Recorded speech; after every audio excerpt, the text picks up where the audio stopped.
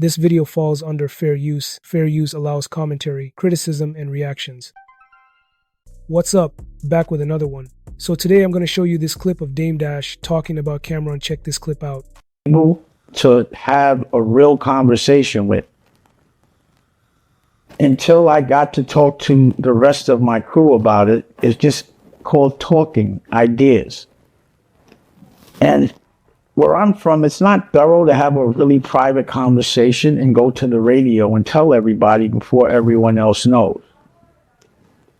Now, I just thought you were young, and I didn't even let you know, but I think you know how many problems that mistake you made caused. But you never said nothing to correct it. And now you're saying something about the presidency, which is not true. Sitting with people that you used to disrespect daily, at least that's what I used to see, laughing about the fact that you misspoke, not caring about how much damage that caused to ROC-A-FELLA. And if this bleak told you that started everything, and it's all because of a conversation we had that you went and made public. That's not some Harlem shit. That's some young shit.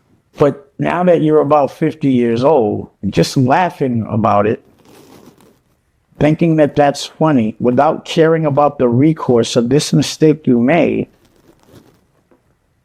my advice is I don't think that's the way to approach it. And if you do have someone like Bleak, you should ask them why they were so mad.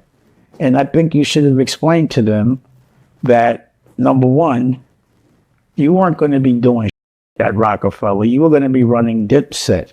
Nothing to do with ROC-A-FELLA. And Beanie was going to be running State Property. But that was just a conversation I had it with Beans. But y'all never talked. So now that I'm seeing how you're laughing at it, I'm wondering if you did it on purpose. Because it doesn't seem as if there was good intention. There's no remorse for it. I don't appreciate that. So that would be a conversation I'd have with you, like, bruh, you actually went up there and talked about a personal conversation before I told anyone else and got to talk to them. So let's say Jay or Big disagreed with it, or it was too much friction, it wouldn't have happened. But that's not the reason why it didn't happen. The reason why it didn't happen was because after you got off the radio, from what I remember, you had your lawyer send me something saying I was going to have to pay you $750,000 to do it. And I just said, forget it. Maybe I'm wrong. And then you attacked my art. So I have to address it. You gave an opinion on my art. I'm going to give an opinion on yours.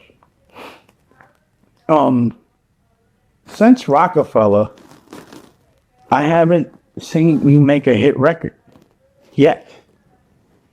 And to the extent that you're no longer, rapping. So I always wondered about that. I'd be like, I don't understand why you're not putting out these records like you used to. But, at the time, I don't think you weren't coming around, because I think that thing had happened in front of my cousin where, homeboy punched you in your face, and you never had that conversation with me. I had to hear about it through my cousin because you're very non-confrontational. I believe that Sen, who's next to you, P-Hep, everyone, all your friends, and we all know that you've always been very sensitive and that you are very overreactive. So it's hard to tell you the hard truth. What's up? So what are my thoughts about this? Here's the thing. Anytime a conversation like this surfaces, especially between names with as much history as Dame Dash and Camron, it's bound to bring out a variety of perspectives. Some people may view Dame's comments as tough love, or maybe as an attempt to challenge Cam's catalog post-ROC-A-FELLA, while others might see it as a moment that speaks to deeper, long-standing creative or business differences. When people talk about whether someone has had a hit since a certain era, it's important to define what that means. Are we talking radio play, streaming numbers, cultural influence? Camron has had projects and songs that connected with his core fan base even after the ROC-A-FELLA years, and for a lot of people that still holds value. At the same time, Dame is known for speaking his mind unapologetically, and that's part of what has shaped his identity in hip-hop. His leadership role at ROC-A-FELLA left a legacy that he clearly still feels passionate about protecting or clarifying. This clip might not be about just music, it could also reflect how different people define success after their peak mainstream years. And when you consider the entire Dipset movement, the story doesn't just belong to one person. It's woven through a group of artists who all contributed in different ways.